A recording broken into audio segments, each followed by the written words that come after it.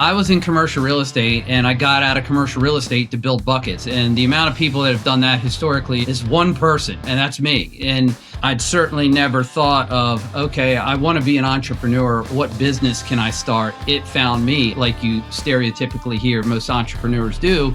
I actually had that moment. You're listening to the Rising Tidecast, the podcast for sharing the stories, the lessons, and all the good stuff from legends in the marine industry. Welcome back to the Rising Tidecast. I'm Steve Govil from Rising Tide Film, and today's guest is Joe Schneider, the founder of Huck Performance Buckets. Joe's an expert in something I think most of us take for granted, partly because we didn't know any different: the 5-gallon bucket. Most boats have them.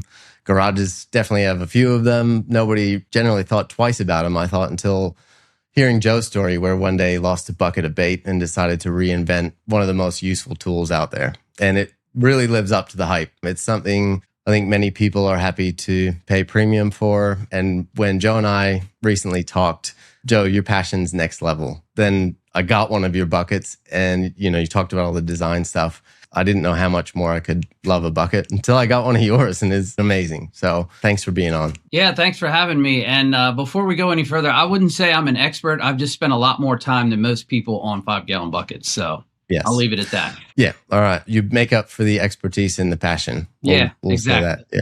So you grew up Maryland's Eastern Shore, fishing, hunting. Take me back to what childhood was like as a kid for you outdoors. We lived in the country growing up. I am from the Eastern Shore of Maryland, and I think my bus ride as a kid was really close to an hour long. So that'll tell you how far out we lived. There wasn't a lot to do besides the woods, and we lived on the river. So we were fishing, and, I grew up with dogs, and I had a pet goat. So, we had a real rural lifestyle, but I think that kind of shaped who I became later in life. I mean, I always was either on the water or in the woods doing something. So, and I always had a bucket with me. So that kind of was some foreshadowing, I guess. The things you just mentioned, buckets would be handy all the time, right? Yeah. That sounds like an awesome life to grow up connected to the natural things in life. How did you get into the fishing industry? Yeah, so when I graduated college, one of my first jobs out of school was a job in the crab industry. So I met a guy locally who owned a crab operation, and the operation happened to be in Indonesia on the other side of the world. And, I also grew up surfing, so Indonesia's got some of the best waves in the world. And I was freshly out of school, nothing tying me down. So I was like, yeah, they were looking for somebody to run their overseas operation, somebody with American standards that could transplant. And that's actually what I did. So I moved to Central Java, a little town called Semarang, and we had 2 factories and 44 mini plants on Java, Bali, and Madura Islands. So I spent a lot of my time in these far-flung remote places in the jungles of Indonesia, and, analyzing all aspects of the crab industry, the pasteurization, the selection, the freshness, cleanliness standards, you name it, how many cans we had in the warehouse. I did it. Right. So that's awesome. I had a similar experience after graduating college, where you live abroad. And I feel like that is such an amazing foundational part for learning about life. I agree with you totally. It's something I completely did not anticipate. One of the most valuable things I took from that experience is a journal. I kept a journal I guess it kind of made me feel a little closer to home. But, there's so many people that I grew up with that never left. And, to leave where you're comfortable mentally and go somewhere where you know nobody, you don't know the language, you have no friends, it really kind of, bolsters your intestinal fortitude, if I'll say. Mm-hmm. And then, it makes you appreciate coming back as well. So, yeah. And I think, too, being exposed to those different cultures gives you a different perspective on life. We went to the Grand Canyon one time, and it kind of put the whole world in perspective, that there was a hole this big and it's barely, you can see it on a map. And the analogy I draw is to going to the other side of the world. It's like it really puts in perspective how big the world is and how small and insignificant you are as a person, meaning me as a person. And it gives you a better perspective on life as a whole. before you went abroad and got this job, you studied environmental sciences, right? What was your plan back then when you were studying in school? My grand plan was to graduate with a degree in environmental science, get a job as a park ranger, and sit on the tailgate of my truck on acetate, eating my lunch, watching the waves. So that never happened. I was going to go to school for oceanography, but the math requirement was too intense. And then I kind of backed that off to environmental science, which was largely environmental, as the name implies. And I ended up graduating from a different school because they said I had 2 years of math credits left that I just wasn't into. So that was really my grand plan. I share a large dislike for math as well. Yeah. I mean, addition, subtraction, the basics I'm into, but anything I'm so beyond thankful that. for the iPhone calculator. Right, exactly. You've started this business. You've got this great business. Entrepreneurship, some people might have a little bit of that in their veins or go to school for it. But environmental science doesn't immediately say, I'm going to go start a business and give you, I guess, some of the tools that you might need to do that. So I'm curious, do you have an entrepreneur in your family? Where does that wiring come from for you? I'm not really sure where the wiring comes from. My dad did have his own business, albeit in a different industry. But to be quite honest, I didn't really have a plan as it related to 5-gallon buckets. I just knew that I didn't want to do a job where, 40 years go by and they give me a gold watch and tell me thanks for my time. So I guess after I got out of school, I did take a job. I became a commercial real estate broker, and I worked for another family. And then I got my broker's license and started my own firm. And I really like that. It's kind of feast or famine. And, if you succeed, it's because of you. But if you fail, it's also because of you. So I liked having that broad shoulders, where I'm responsible for my own destiny. And when I got into the bucket business, I'd certainly never thought of, okay, I want to be an entrepreneur. What business can I start? It was kind of like it found me. I had an aha moment like you stereotypically hear most entrepreneurs do. I actually had that moment. Tell me about that moment, because I think, a lot of founders do have the moment, right? So where were you? When was it? What happened? I had used buckets my whole life, as I already described, for everything from thawing bait to sitting on them in a turkey blind to washing my vehicle with them. And I was down in the Keys at my dad's house, and I had spent the day catching ballyhoo with a cast net to go mangrove snapper fishing the next day. And I was literally walking down the dock with a bucket full of bait, and the handle on the bucket broke. And as I looked down, the bucket fell, hit the dock, and I lost my bucket and all my bait overboard. And I've always been a quality over quantity kind of guy. So I'm like, after some 4-letter expletives, I was like, there's not even a quality option on the market, or I would have bought it. I would have had that, and this wouldn't have happened. So that's kind of when I started diving into, there's got to be a better solution, and everybody uses buckets. There's got to be other guys like me out there. Because I'm a sole founder, I have no co-founder. So I started paying attention to a lot of entrepreneurial podcasts. And, that's when I heard this term aha moment. I was like, oh shit, I actually had that, So, and then I was like, okay, maybe I'm onto something here. There were a lot of people that had that same problem with me, the bottom's cracking, the handle's breaking, and they were just always value engineered to the point there's no expectation on performance or durability. And I was like, this is not okay with me. So what was it that made you, not move on? Like, why was it the bucket that you went, I'm going to fix this? I guess I don't know. I think it was when I started doing the research, my research was really focused on there's got to be a better bucket out there. I mean, I just haven't found it. I don't know about it. I'd like to buy that if it exists.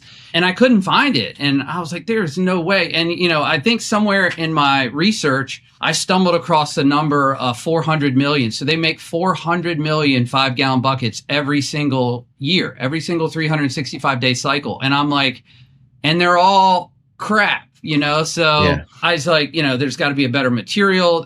I had modified and made accessories for my own buckets to do what I needed it to do. Like I can remember the bucket I used to turkey hunt with, I changed out the handle and built a shoulder strap so I could hold my box of shells and my shotgun and carry my bucket while I was walking through the woods. And it was really comfortable. It was horribly ugly, but it really worked and Did the job. served a purpose. So I don't know. I guess it's just like it wasn't a 100% 100 mile an hour thing. It was just like the fibers kind of started to fit together. And next thing I know, I look behind me and I'm a lot further ahead than I was when I started. So, well, it sounds like you'd been iterating on buckets, I mean, for a long time, modifying them and something. So when you were looking into how you were going to do this, what was some of that research? Because you talked about a lot of research, and I'm asking because there are so many little things on your buckets that you wouldn't even think about.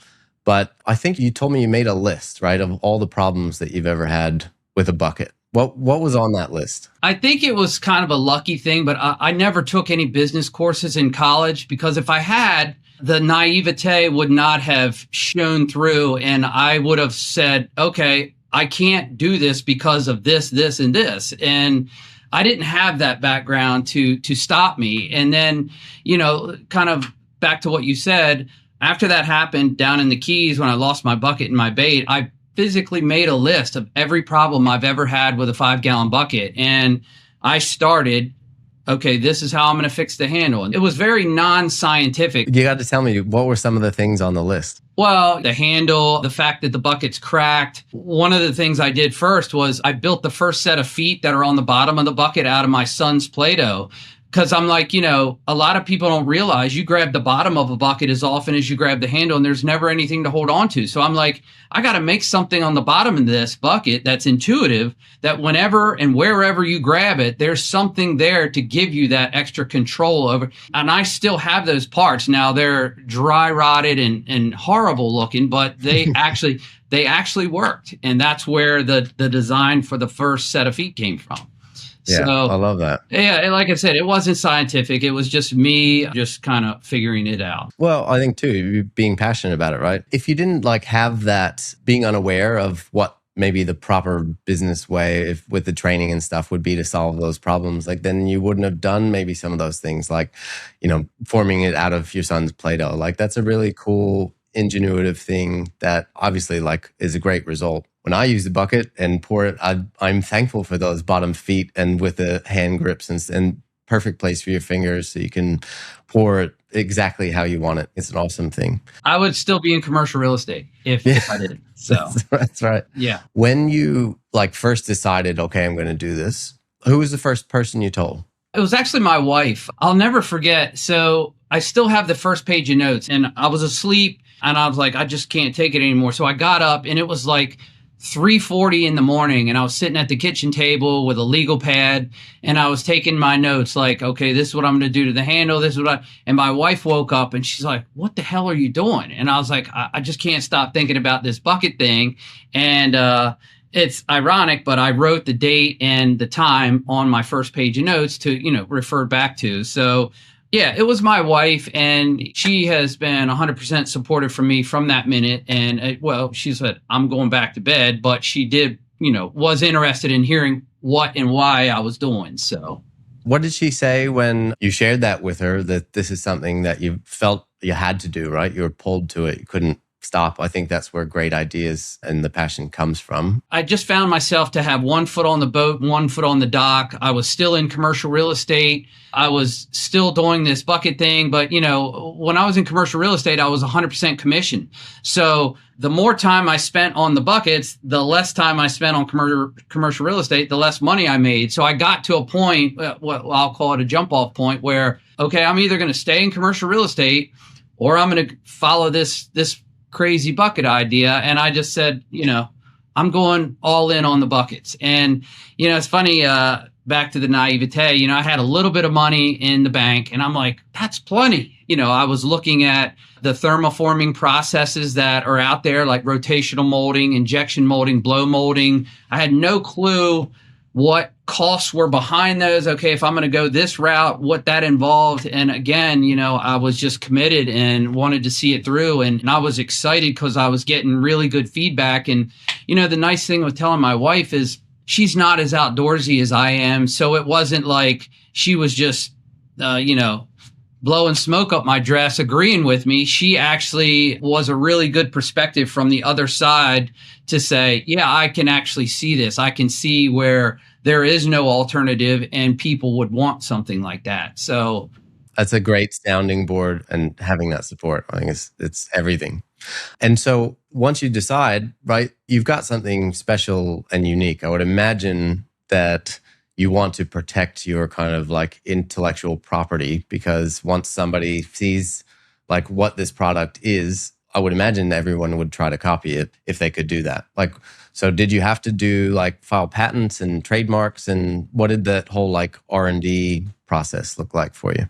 yeah, so I incorporated in 2017, and the first year and a half, 2 years, like you said, was largely research and development. It was a whole figuring out process. A lot of people look at it and go, oh, well, it's just a bucket. How complicated can it be? And literally the first set of feet, I was working with Vibram, a global footwear company based out of Italy.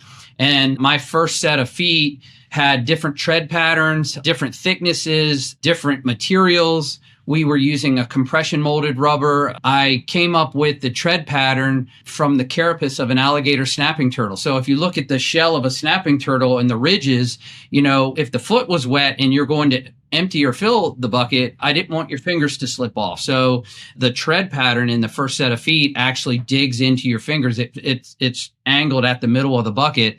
So when you're dumping it, if it's wet, your fingers don't slip. So most 5-gallon buckets terminate at a 90-degree angle. Well, we put a radius on the bottom, and that came from an egg. When an egg falls out of a chicken, it's the shape of the egg that protects it and, mitigates the impact so the egg doesn't crack. And it was the same philosophy with the bucket. It's like, well, if we put a radius there, when it's bumped into the tailgate of a pickup or it's dropped from, whatever, it's going to protect the superstructure of the bucket and prevent it from breaking. So there was a lot of those types of design influences that really came from nature. I love the environmental influence, because to me, it does sound like, that's been a part of your life. You studied it at school. You've combined it all like, in a very unique way into making an amazing tool out of something that, most people would take for granted, and you've changed it. Yeah. And kind of go back to, the aha moment, what happened to me didn't put me in danger at all. But there's, one of the intangibles is there's a lot of people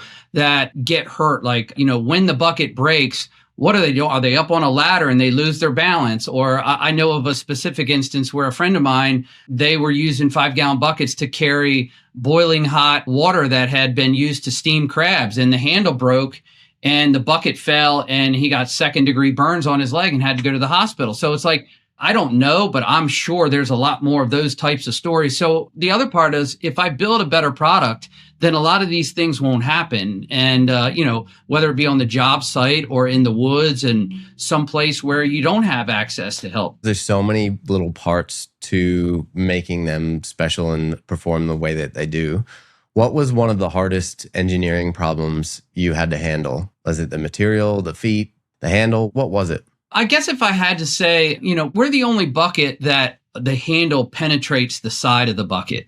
If you look at all other 5-gallon buckets, the handles are mounted or bracketed from the outside of the bucket. So we had to make the buckets nest for storage purpose. But, we also had to make it robust enough that it would be strong and durable and then not get in the way. So when I was talking to the guys at the factory and said, this is how I want to anchor this, a through bolt assembly is really strong way. And I've always said, I've got to sleep at night. And without the handle penetrating the bucket wall, I couldn't sleep at night, meaning I was worried that our handle would break and pull out just like all the other buckets. And I just couldn't have that. So it's like a lot of those things, I wasn't afraid to step out of my own skin, because it's like, well, if I don't make a tremendously better product, then I'm no better than all the crappy buckets that are already on the market anyway. And what's the point? So we really approached it with an open mind. And when we were told no at the factory level and the engineering level, we kind of pushed through that. I mean, that's so true. Like, why would you do something if it's just marginally better? What is the point of doing that at all? Yeah. And especially when you have so much that's driving you, I think, to make something better, not just for, yourself, but for all these different use cases you mentioned. And I think that also comes down to the details, like obsessing over things. I'm very guilty of that. And I think that defines a lot of our work too. The details being so important. I know you talked to me too about thinking so deeply about the pouring experience on a bucket. Tell me about that and where that level of detail comes from for you. It originally came from that first list. So I had a lifetime of experience using crappy 5-gallon buckets, and I kind of just wide open. I don't care how minute the detail was. If it was a problem, like having to clear the handle with a second hand, well, a lot of times you've got something in that second hand, so it's not convenient. So we made our bucket so the handle doesn't touch. And it's also the only bucket where the handle stays where it's put. So, this is 20 inches off the ground. This is 7 inches off the ground. It's so much easier to grab a handle that's left exactly where you put it because you're picking them up and putting them down so often. So little things like that make a huge difference in the long-term utility of the product. And our handle is solid, so it doesn't hold smell like rope or nylon handles, and it doesn't touch the bucket, so it'll never chafe. So those are always things like when I'm telling somebody that, they're like, oh man, I never thought of that. And it's like, well, yeah. I did, because I got sick of it. I love that. And, even when I got mine, I had questions about like, what does this do? And then you telling me, and I'm like, oh, that makes complete sense. Yeah. And everyone that I've showed it to, like I immediately brought it over. We had a family party, and my brother-in-law, engineering mind, was just like blown away by it. I think he bought my dad actually a Yeti bucket for his birthday. And that was great because I was like, oh, wow, it's an upgraded bucket. But then being in the sport fishing industry, I see Huck buckets all the time. They're all over Vikings and everything. And I'd never actually had my own. And then when I picked the Huck bucket up that you sent me, I was just like, oh my God, this is amazing. Like, it's lighter, it does everything that you say, like the things you think about or the things you don't even think about or you've thought about and I guess put into this amazing experience that you wouldn't expect. But man, it's hard to go back to the Home Depot bucket afterwards. Well, it's funny you say that, to go back, you said the things you don't think about. I mean, that's kind of always been my goal with the bucket is for whoever buys it and has one to just not think about it. It's just something that needs to work. And like when you're in the middle of, say you're taking your kid fishing and you've got a bucket with bait in it or something like that, and your bucket breaks, it's like, there's lots of activities where you actually have to stop what you're doing and, either go back and get another bucket or it's some way changes no, these don't break. So you have more time to do what matters. And the goal is for you to not think about it. You just know it's a given. This is going to work. The handle's not pulling out. The bottom's not going to crack because life is going to happen. And we overbuilt and over-engineered this. So that's not an issue.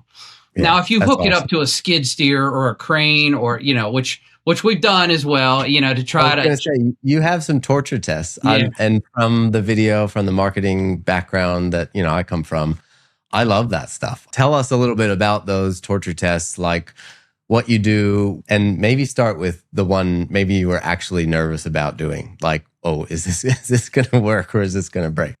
Well, the drop test and the impact test. So, we fill our buckets full of water and drop them from 20 feet onto a naked slab of concrete and they just bounce. And, the first time I did that, it was an accident. I had a prototype and I was working on a deer stand and whatever happened, the bucket fell out and, the deer stand was 24 feet. I figured the deck was right around 20 feet and it didn't break. And I was like, man, that was really cool. Let's do this on purpose. So we did the drop test and, doing it by myself versus doing it with other people there and a camera it's just a different feeling. So we did the impact test where we dropped a solid 40-pound block on it from 20 feet up and it just bounced off like a trampoline. I crushed the bucket in a 35-ton log splitter. And this is not anything I planned to do. I was just like, I was out splitting wood and I was like, oh, I wonder what the bucket would do in this log splitter, So I actually still have that bucket in my shop and show it to people when they come in. I mean, literally, we beat the dents out of it and it still holds water. It didn't break the bucket or penetrate it. Now it's got some personality and scuffs, but it's patinaed. It's completely fine. So. Wow, didn't split. No, that's crazy in a log splitter. That's nuts. No, I have that bucket. That bucket is right here. So you can see the bottom, what it did to the bottom. And that's amazing though. And we posted this video on our website where it just, like I said, it's got some personality, but it lived through a 35-ton log splitter. So whatever you're going to do to the bucket in whatever you're doing, it's never going to leave you. Walk in the park. It's an easy day for that bucket compared to that day. We're the only bucket in the world that has a 100% lifetime guarantee. So that's on parts manufacturing. We make all of our own parts in our own factory. The only thing we don't make is the hardware. But we use a marine grade stainless steel. We dip our stainless in chrome to make it extra corrosion resistant. But 5 years down the road, if your handle starts to rust, just give me a call and we 100% stand behind the product. And that way you're still using it instead of throwing it in a landfill. I love that. And you back your product, which is the most important thing, I think, with anything, with any business, stand behind what you make, it's great. And obviously that comes with the price, right? They're not the cheapest bucket by far, but they're worth their weight in gold with everything that comes with them. My thought was always like, why would you pay so much money or so much more money for a bucket? Obviously now having one, I get it. I get it because you're buying it for life. But what is it that you say, I guess, to someone that says like, it's a bucket, why would I pay that amount for it? I have a different perspective on value. To me, expensive is when you buy something. When you take your time and you reach in your pocket and grab your wallet and spend your hard-earned money on a product and it fails and it doesn't live up to the reason you actually purchased it. Value is when you buy something and you get that predictable reliability and you forget about it. You don't have to think about your bucket anymore. That damn thing is just going to work no matter what you're doing.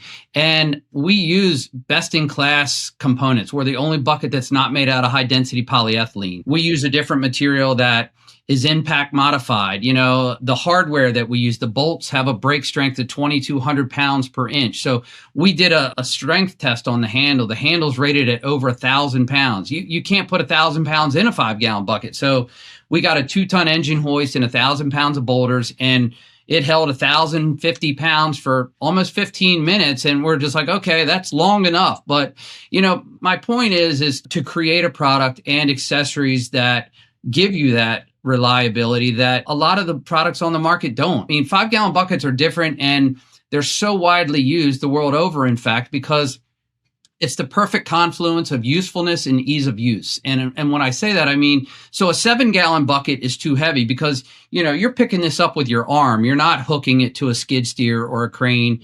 So 7-gallon buckets are too heavy. A 2.5-gallon bucket isn't big enough to do the job. So a 5-gallon bucket really hits that sweet spot. And that's why they're so popular. And to me, to build one that's quality is really, I can't believe nobody did it before. I've used it a bunch because we've bought a new house and it's an old house, my grandma's house, and there's a lot of work to be done. And recently I was digging out the dirt in an open crawl space. And man, did that bucket come in handy. Like I had a few going, only had the one Huck bucket, but every time I carried it, I carried the Huck bucket by the handle and I had to carry the Home Depot bucket like underneath and just some other pails and stuff. And 7 wheelbarrows of dirt up and downstairs later, I was thankful that I had a bit of a break while I was using the Huck bucket.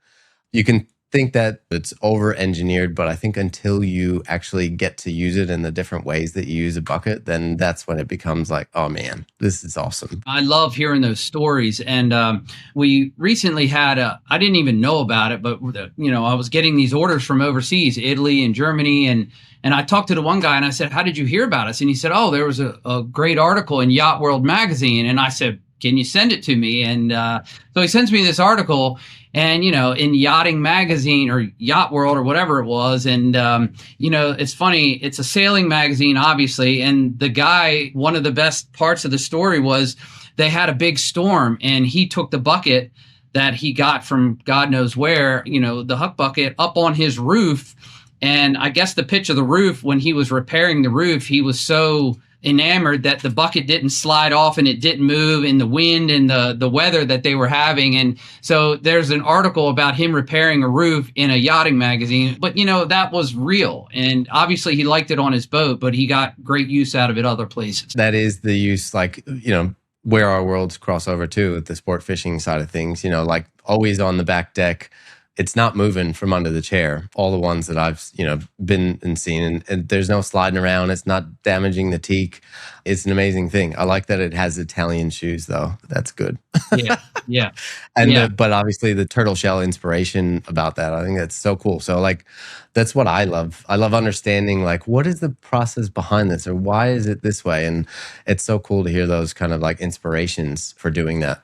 I'm curious too, like when was it that you got into the marine world? Like how did that come about? I've always enjoyed, obviously, the outdoors and always enjoyed fishing, rivers, lakes, boats, streams, offshore fishing.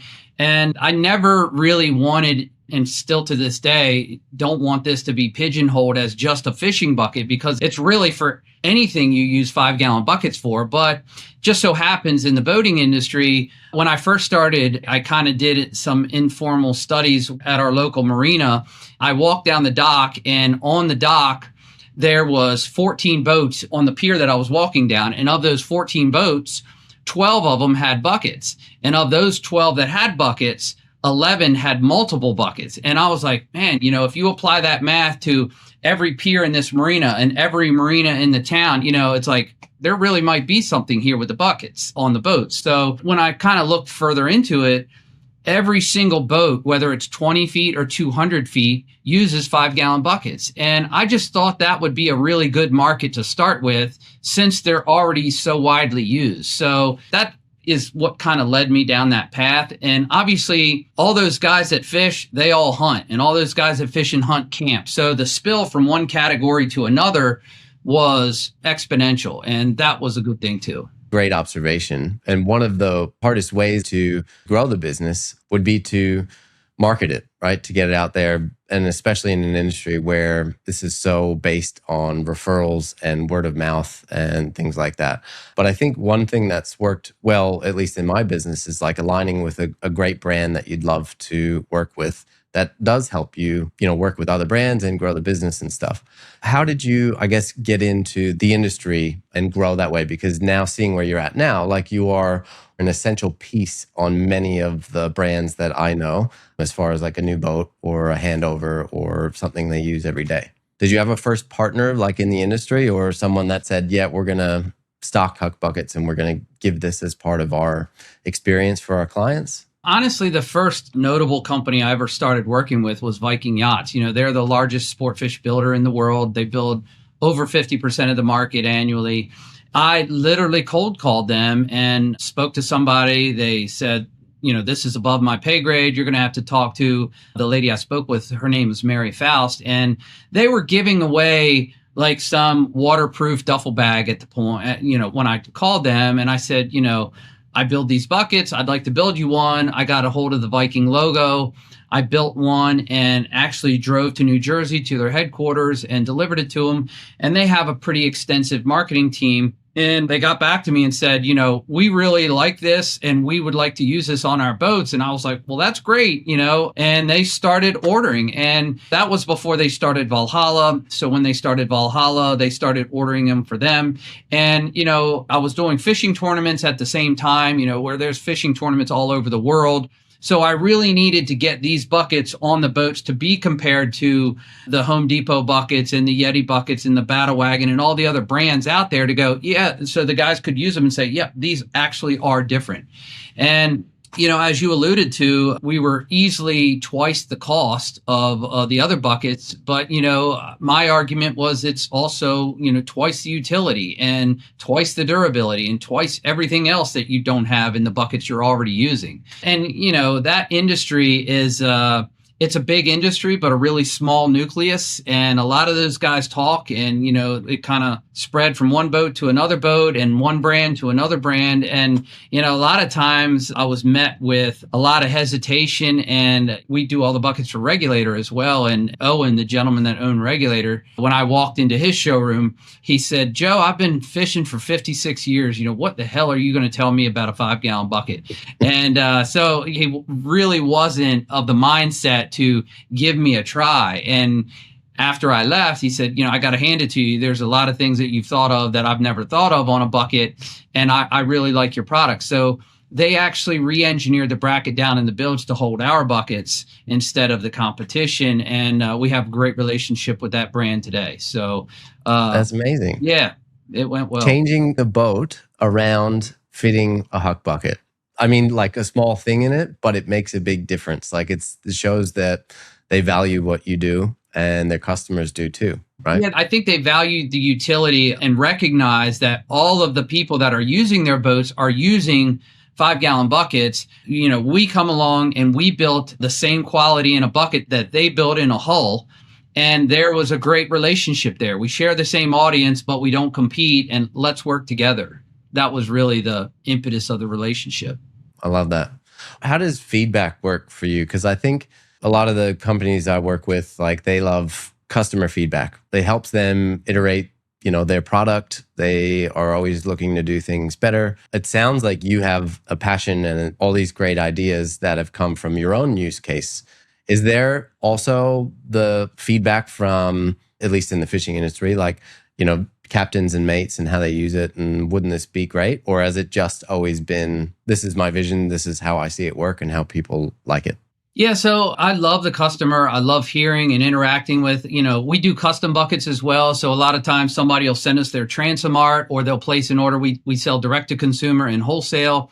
We used to sell distribution, but we got rid of that because it was causing us to artificially inflate our unit economics. So we kind of did away with that. But, I always have the occasion to talk to the customer, whether it's a wholesale account or somebody that ordered off the website. And I always say, how'd you hear about us? And, 99% of the time it's, oh, well, my buddy has these on his boat and we went fishing with him and loved it. And so, I bought one, or I'm buying one for my dad for Father's Day.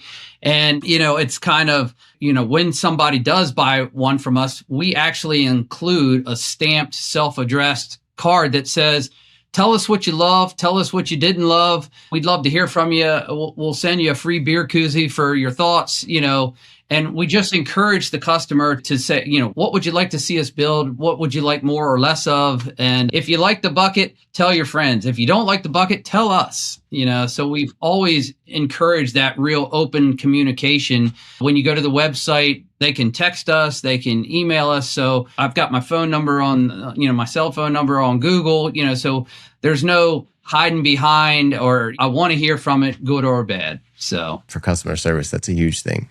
And it's rare, especially when your product is in so many places with so many people. You are doing all the design and fulfillment, and then you're manufacturing. What does it look like? When we started, we try to keep it lean and mean. So we are grossly outgrown our square footage, but we try to stay here, so we don't overstep our skis, so to speak. We have a factory in New Jersey where we contract with a third-party manufacturer. We own all of our tooling, and then the parts are made there, and then we assemble, pack, and ship out of West Ocean City. The goal is to vertically integrate, bring all that manufacturing in-house for several different reasons. We like to keep a firm grip on the marketing, on the customer service, to make sure, I like to say we're a customer service company that happens to build really good buckets, because, at the end of the day, the customer is the starting line and the finish line of the business. So we have purposely tried to grow intentionally, and there's cheaper ways to do it. There's cheaper materials we can use. And like I said, it's not a race to the bottom with me. A lot of these companies are optimizing cycle time and how can we make the product quicker and cheaper. And, when they're running in that direction, I'm walking in the opposite direction. I don't want to be a part of that. I want to take good care of the customer. If there's ever a question on the manufacturing, increase the quality. And I think with those as your North Star, you'll have a long life in the business. Yeah, I agree. I love that vision and the mindset of we're here to stick around for a long time. We're going to do the right thing. That open honesty that I think you lead with, it's special. How does that play into the marketing and the messaging that you do to show your point of difference and to stand behind your product? I think the baseline for all of it is really authenticity. I don't want any smoke and mirrors. It might not look the best or smell the best, but you do know it's real, and there is no smoke and mirrors. So, I always say, if you've heard about it or you've seen it and you have some apprehension because of the price or whatever, go ahead and buy it. and I'll guarantee the sale. You know, if you get it home and it's no better than a Home Depot bucket or the buckets you already have, I'll buy it back. So the risk to the consumer is zero. And at the end of the day, I can't do much better than it. The only thing I can't help you with is if you lose it or somebody steals it.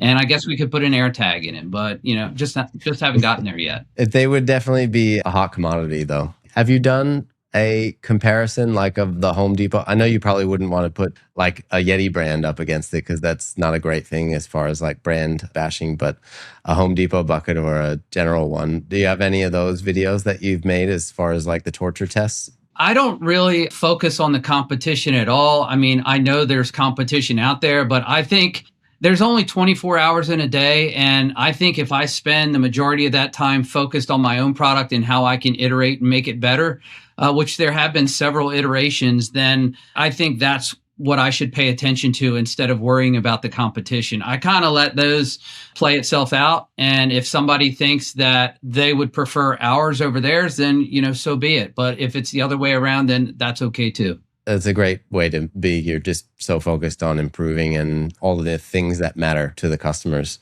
You talked about a few different iterations of this. I think some of the most valuable things in business is learning from mistakes you make. As far as the journey of this product from where it started to where it is today, what's a decision or two that maybe you got wrong or a mistake that was made that taught you the most or improved the bucket the most? Well, the side handles that we have on the bucket, we call these spaghetti pot handles. It's another way to control the product, but it acts as a physical barrier. So when you nest two buckets, they don't vapor lock. They weren't originally on the bucket. We built the bucket out of a material and the handle out of a different material because the handle has to act differently than the bucket. But we didn't include them originally. And we were having some issues with the structure of the bucket that we didn't anticipate because the material was so flexible. So it was like in the injection molding world, when you go to make a change, if there's a water line or a coolant or a valve or a vent in the way, then you basically have an expensive boat anchor. And so my first set of tooling that I had bought and paid for, I had to scrap. And then it was like, okay, well, I either have to, bet my farm to go buy another set of tools or go to market with a product that I knew was going to fail. And I scrapped it and bought another set of molds. And, these are, the mold is 4,800 pounds. It looks like a stainless steel dishwasher. So it's a big investment. And I just said, I can't, I got to go do it the right way. So that was probably the biggest thing. And that's when I knew I was really committed. That's amazing. That's a great story to know that you have so much confidence, number one, in your product, but also just want to do the right thing to produce the best, even if it, costs you the farm. That is a next level of dedication that you can't fake, and that shows in the product that you make. There are so many features on it that I think I'll probably still be discovering new ones over the next couple of weeks. What's a feature that generally people don't notice until they use it? The number one thing people get back to you and say? Probably the most popular feature is the feet, where we built the finger indents into the bottom of the bucket. And, one of the features of the feet is that they stick up 3/8 of an inch past the bottom of the bucket. So it lets water and air move through. So when you're washing the boat off, you don't have to move the bucket. And if you leave the bucket on teak, a lot of times when teak can't breathe and it's wet, you'll get this white ring. Well, you don't have that issue. And these are used on mega yachts and tenders and, boats with really nice finishes. So I think the fact that these are non-skid, non-marking and stick up 3/8 of an inch past the bottom of the bucket to give you that air flow, that water flow is a nice feature that it's like, oh, I didn't know it did that, but it's kind of cool. So. And there's a bunch of accessories too, I think, that go with them you were telling me about. They'll be in my next order. My cart for sure. Yeah. I think one of the things I was curious about was those when I asked you about that felt like they were like finger holes almost on the handles that help with the pour.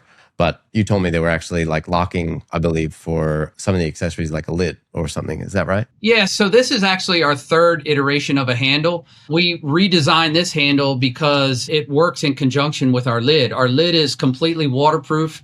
It's got a removable silicone O-ring. It snaps on and mechanically locks down like a cooler lid. So we built the locking feature into the handle. So when the lid is snapped on and this is in its locked position, this is a tie down. So if it's in the back of a Ranger with deer corn, or it's on the deck of a boat and you don't want it to spill or whatever, you can tie it down. If you want to sit on the lid, this is also locked, and then this is a tie down. So, that's a little intangible that, some people don't want the bucket to spill. And by and large, it's got excellent grip and traction. But if you're riding down a bumpy road and the bucket is full of deer corn and, you're going to fill a feeder or whatever, you're going to spill it. So to secure it is important. It's awesome, those little things. I'm curious, 10 years from now, what does Huck Performance Buckets look like if everything is going the way that you want it to? I would say we are completely vertically integrated. Everything is made in-house. Like right today, I have a bunch of different products in various stages of design and completion. I really enjoy having the idea and then taking it through the prototyping process. The one I'm working on now, we're on the 7th iteration of the prototype. So, bringing it through to fruition, figuring out all the bumps in the road, and then making a product that actually works and works the way we want it to is a pretty extensive process. So I think we would have expanded beyond just buckets. We recently took buckets and performance out of the name. The name of the company is Huck. And it was so we can expand into other products, in other markets. We have that freedom and flexibility to build the durability and the reliability into other products that are inferior. Where does the name Huck come from? When I was a kid, growing up, catching catfish and goofing off in the river with the goats and the dogs, Huck Finn was my idol. And then as I grew older, it kind of gravitated more towards Ernest Hemingway. But, Huck is easy to spell, it's easy to remember, and it has a rhyming element with bucket. So I just figured that would be a good name. Nailed that. Yeah. And unique too. If you think about your story and someone out there that's passionate about an idea, could be a crazy idea, could not be. What is it that you want people to take away from your story? Well, I was in commercial real estate and I got out of commercial real estate to build buckets. And the amount of people that have done that historically is one person, and that's me. And to that end, I don't think that there's a crazy idea. One thing I have seen and one thing I've said to myself, once I am a massive success, that I want to make it easier for people like me to get off the ground. And, I feel like I won an entrepreneurial competition at my university, and that was a great, Salisbury University, the Shore Hatchery program. That was a great little feeder. But beyond that, there's lots of programs and that sort of thing at the state and local level. And in my experience, when it all boils down to it, none of them are really helpful. I feel like everybody just wants to have a meeting or go to lunch. And lunch is always on me. So it's like, that dog doesn't really hunt. So I would like to make the process for somebody that has an idea for a better bucket or a better whatever easier from the design aspect, the financing aspect, and on up through to fruition. So it's not easy, and it hasn't been easy for me. I'm just too damn stubborn to quit, I guess. So I love that. And I hope you don't quit. Like, I would be very surprised if that actually happened based on how passionate you are and the product you make and the company you built. And I think it's great that your vision includes other people. That's something that's very special and helping out, I think, your fellow entrepreneurs and just people. I think that's a very amazing quality. There's a lot of entrepreneurial programs, and the irony is that none of them have actual real entrepreneurs. Entrepreneurship is not something that you can teach unless you've actually done it. So to roll your sleeves up and get involved and go be an entrepreneur, whether it's a product or a service-based business, there's only one way to skin that cat, and that's to actually do it. So I feel like it actually matters. Yeah, theory is a lot different than being in practice. Yeah. That is for sure. So, Joe, thank you so much for doing this, for taking the time, telling your story, and making a great product. I think it's amazing. It speaks for itself. I'm going to talk to you after this about getting a custom one made for my brother-in-law, whose birthday was yesterday, that I was planning on doing this. But A little late. Anyway, we'll get there. Yeah. But where can people find you, find the buckets, and follow what you're building? Yeah, so our website is thehuckbucket.com. We have a shop at on Sunset Avenue, right up from the Commercial Harbor, 12703 Sunset Avenue. The website is the easiest way to get in touch with us. So awesome. It's been a great conversation. I love learning about you, your business, and how it's come to be. If someone you know needs a bucket upgrade, I've got one, and everyone I know wants one. I think it's a great gift idea. And so thanks again, Joe, for being on. I'm Steve Govil from Rising Tide Film, and we'll see you on the next one.